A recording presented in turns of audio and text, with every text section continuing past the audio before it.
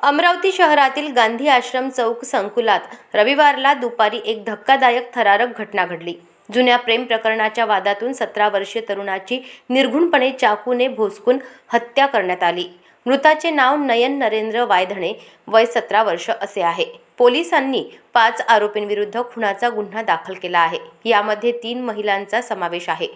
मुख्य हल्लेखोर दीपक तायडे आणि सागर तायडे फरार असल्याचे वृत्त आहे। वृत्तानुसार कोल्हापुरी गेट पोलीस स्टेशन परिसरातील रहिवासी नयन वायधणे हा त्याच्या मित्रासह मोटरसायकलवरून गांधी आश्रम चौकातून जात होता। आरोपी दीपक ईश्वर तायडे वय 40 आणि त्याचा भाऊ सागर ईश्वर तायडे वय 35 हे 3 महिलांसह आले।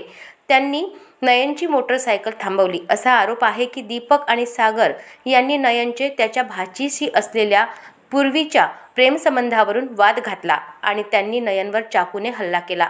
नयनच्या पाठीवर, कमरेवर, डाव्या बाजूला, डाव्या मांडीवर आणि डोक्यावर गंभीर वार करण्यात आले। त्यामुळे रक्ताच्या थारोळ्यात खाली कोसळला।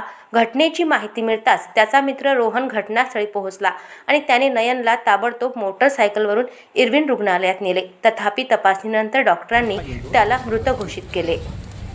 कोल्हापुरी गेट पोलीस स्टेशनच्या हद्दीत गांधी आश्रम या ठिकाणी आज दुपारी नयन वायधणे या 18 वर्षाच्या युवकावर हल्ला करून आरोपितांनी वार करून गंभीर जखमी केलेला आहे आणि त्याला सिव्हिल हॉस्पिटलला हलवलेलं आहे आणि आरोपीच्या मागावर आमच्या टीम आहेत। लवकरच आरोपी आमच्या ताब्यात असतील। सर कितने लोग थे?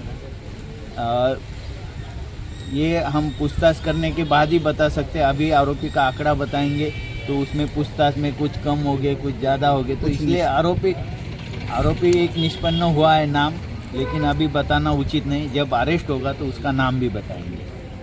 सर ये जो मृतक है उसका कुछ क्रिमिनल रिकॉर्ड वगैरह? हाँ, इसके खिलाफ अक्टूबर में एक 109 BNS का ऑफेंस रजिस्टर है, लेकिन वो तब ये माइनर था, 18 साल की कम उम्र का था, इसलिए वो 1 महीने के अंदर बाल न्यायालय से बाहर आ गया। अशाच महत्त्वपूर्ण बातम्यांच्या अपडेटसाठी अजिंक्य भारत न्यूजच्या पेजला फॉलो करा आणि सबस्क्राइब करा।